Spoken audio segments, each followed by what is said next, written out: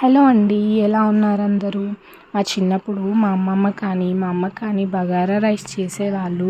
ఆ స్మెల్‌కి ఎక్కడ ఉన్నా మేము ఇంటికొచ్చైతే వాలిపోయేవాళ్ళం. అంత అద్భుతంగా చేసేవాళ్ళు వాళ్ళైతే. దీన్ని మేము ఆయిల్ రైస్ అని కూడా అంటాము. నాన్ వెజ్‌లోకి అయితే పక్కా కాంబినేషన్ ఏదైనా ఉంది అంటే ఇదే అని చెప్పొచ్చు. ఈజీగా అయిపోతుంది. ఇంకా వాళ్ళలా కాకపోయినా నా స్టైల్‌లో అయితే ఇలా చేస్తాను నేను. ఒక చెంబు బియ్యాన్నయితే నానబెట్టేసుకున్నాను.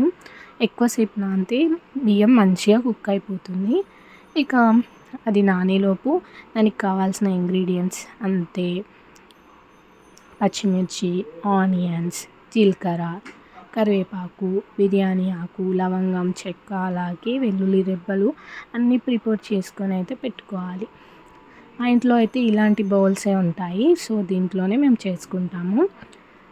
ఆయిల్‌లో జీలకర్ర మాత్రం గట్టిగానే వేయండి. డైజెషన్ లాంటి ఇష్యూస్ ఏమీ ఉండవు జీలకర్ర మంచిగా వేసుకుంటే. జీలకర్ర వేసేసాక అది వేగిన తర్వాత బిర్యానీ ఆకు కొంత, అలాగే లవంగం, చెక్క ఇవి కూడా యాడ్ చేస్తే మంచి ఫ్లేవర్ ఇంకా స్మెల్ అయితే మనకు తెలుస్తుందన్నమాట. నెక్స్ట్ అయితే కరివేపాకు కూడా వేసుకుని తర్వాత పచ్చిమిర్చి వేసి అంతా ఒకసారి కలుపుకుందాం.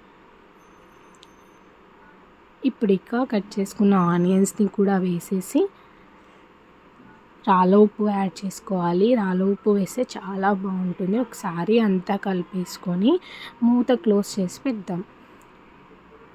కాస్త కుక్ అయిన తర్వాత ఎగ్జాక్ట్గా ఒక చెంబు బియ్యానికి 2 చెంబుల వాటర్ అయితే నేను ఇక్కడ పోసేసుకుంటున్నాను. ఫుల్గా బాయిల్ అయిపోతుంది చూడండి.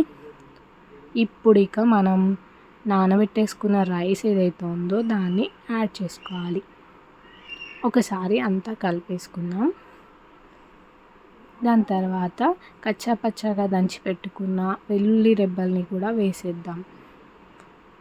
ఇప్పుడు ఇక ధనియా పౌడర్ ఈ 2 వేసాక స్మెల్ చాలా బాగా వస్తుందండి. అంతా ఒకసారి కలిపేసుకుందాం.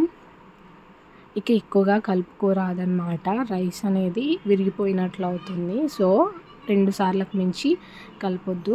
ఇక మధ్య మధ్యలో చెక్ చేస్తూ హై ఫ్లేమ్లో కొంత, లో ఫ్లేమ్లో కొంత కుక్ చేసుకోవాలి. రెడీ అయిపోతుందండి. నాన్ వెజ్ తెచ్చుకున్న రోజు పక్కా ట్రై చేయండి. చాలా బాగుంటుంది. ఫైనల్గా కొత్తిమీరతో గార్నిష్ చేసుకోవడమే. Thanks for watching.